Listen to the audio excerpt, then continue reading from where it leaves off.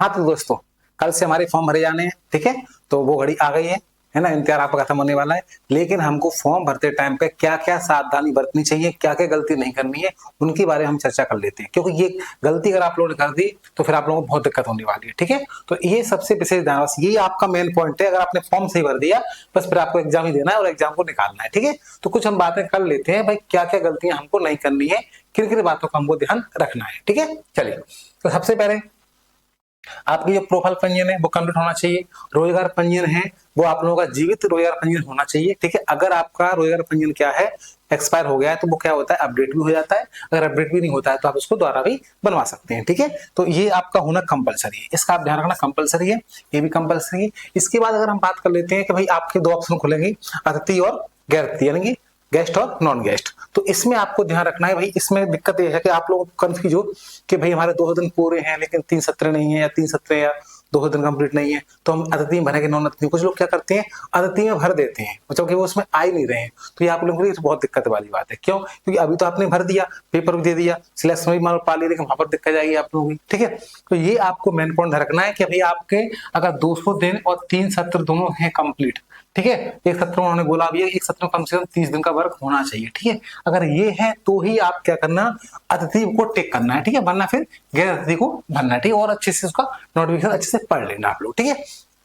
दूसरी बात करते हैं हम, तुम्हारा क्या हो गया, ये हो गया, ये हो गया अतिथि और गैर अतिथि वाला सिस्टम आपको समझ गए कि भाई अगर ये कंप्लीट है तो ही आप अतिथि वाले में टिक करना, वरना फिर कौन सा बनना, गैर अतिथि वाला, ठीक है। अगर बात करते हैं कैटेगरी, भाई कैटेगरी का भी आपको विशेष ध्यान रखना है। अगर ओबीसी है तो ओबीसी है ना, ये नहीं भाई आप लोग क्या करोगे, लाभ पाने के चक्कर में आप कुछ भी खड़ा कर दो, ठीक है। आपको जो कैटेगरी में जनरल में हो जनरल ही बनना है, ओबीसी तो ओबीसी बनना, वो अच्छे से चेक कर लेना, ठीक है। इसका ध्यान रखना। विकलांग सर्टिफिकेट, भाई सर्टिफिकेट में इस पिछली बार बहुत घोटाला हुआ था, ठीक है। इतना घोटाला हुआ था, फिर बाद में क्या हुआ, ज्वाइनिंग होने के बाद भी सब लोग पकड़ा गए थे, ठीक है। और सबके सब धरा गए, सस्पेंड पे जेलों में डले हैं कुछ तो, ठीक है। तो इसका आपको ध्यान रखना है भाई, वो घर से भागते हुए फिरे थे, ठीक है।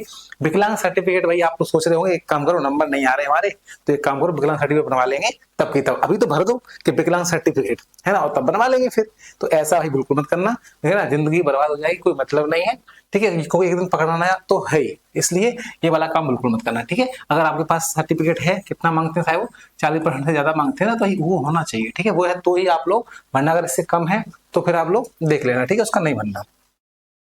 अदर स्टेट वाले जनरल में आएंगे भाई, आप लोग ध्यान रखना, ठीक है। अदर स्टेट के तो अदर स्टेट का ही भरना, और एमपी के तो एमपी तो पता ही है। इसके बाद हम बात करते हैं 2 डिग्री एक साथ, इसका थोड़ा सा मैटर देखो जॉब के साथ। कुछ लोग क्या करते हैं कि गवर्नमेंट जॉब में होते हुए भी रेगुलर डिग्री कर लेते हैं, उनको पता नहीं होता, फिर बाद में हमको बहुत दिक्कत आती है। ऐसा आपको नहीं करना। अगर जॉब के साथ आपने डिग्री की है, या ऐसे आप अतिथि में पढ़ा रहे हो, आप गेस्ट पढ़ा रहे हो और पढ़ाने के साथ आपने कोई डीएड कर ली या कुछ भी डिग्री कर ली, ठीक है। इसमें वैसे डीएड 12th ही लगना है, तो 12th आपने कर ली, तो फिर वो क्या होगा, वो आप लोगों को दिक्कत जाएगी, ठीक है।